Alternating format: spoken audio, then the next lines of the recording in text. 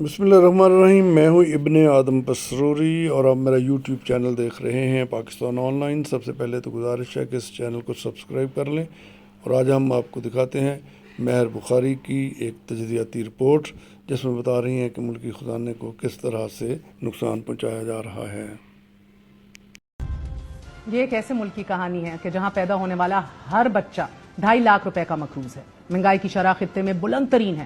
فی کس آمدن کم ترین ہے. زر مبادلہ ذخائر ریئل ٹرمز میں نیگیٹو ہیں. 40% لوگ خطۂ غربت سے نیچے زندگی گزار رہے ہیں اور وہ ملک ڈیفالٹ سے بچنے کے لیے عالمی دنیا اور عالمی مالیاتی اداروں کی منت سماجت کر رہا ہے.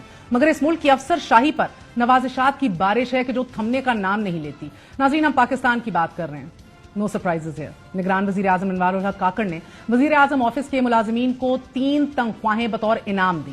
اب وہ نہ جانے کون سی خدمات تھیں کہ جن کا اعتراف کرتے ہوئے 3 تنخواہیں دے دی گئیں. مگر پھر آئے شہباز شریف صاحب کی جو سیاست کو ریاست پر قربان کرتے ہوئے وزارت عظمیٰ کی کرسی تک پہنچے تھے. انہوں نے پہلے کفایت شاعری کمیٹی تشکیل دی اور پھر نگران وزیر اعظم انوار الحق کاکڑ کی منظور کردہ 3 تنخواہیں جو روک دی گئی تھیں نہ صرف ان کو بحال کیا بلکہ 1 ماہ کی تنخواہ کا مزید اضافہ کر دیا. اور پھر وزیر خزانہ محمد اورنگزیب نے ان 4 تنخواہوں کی منظوری بطور چیئرمین اقتدار یافتہ کمیٹی IMF بیل آؤٹ پیکج سے قبل دے دی. اگر وزیر اعظم آفس کے گریڈ 1 سے 16 کے اہلکاروں کی اضافی تنخواہوں کو دیکھا جائے تو صرف 2 ماہ میں انعامات کی تعداد 5 ہو گئی ہے، یعنی کہ 5 اضافی بونسز تنخواہ کے علاوہ.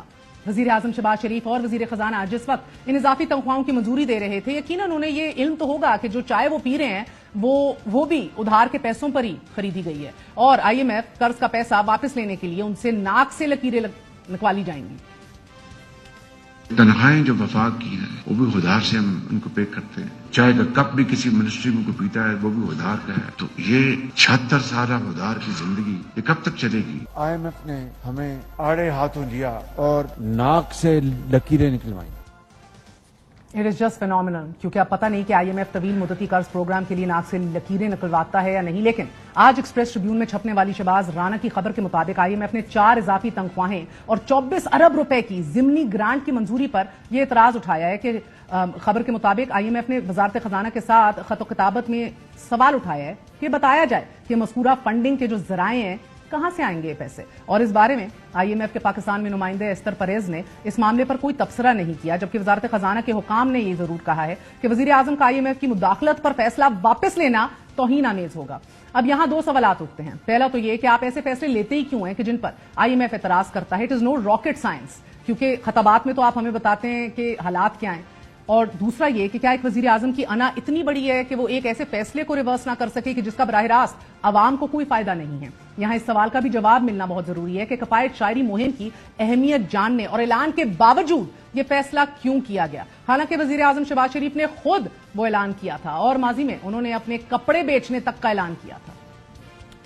تمام وزراء گیس، بجلی، پانی اور ٹیلی فون کے بل ذاتی جیب سے ادا کریں گے. لگژری گاڑیاں واپس لی جا رہی ہیں. جہاں ضرورت ہوگی وہاں وزراء کو سیکورٹی کی صرف 1 گاڑی دی جائے گی. میں اپنے کپڑے بیچوں گا اور آپ کو میں آٹا مہیا کروں گا. کپڑے بیچوں گا اور آپ کو میں آٹا مہیا کروں گا.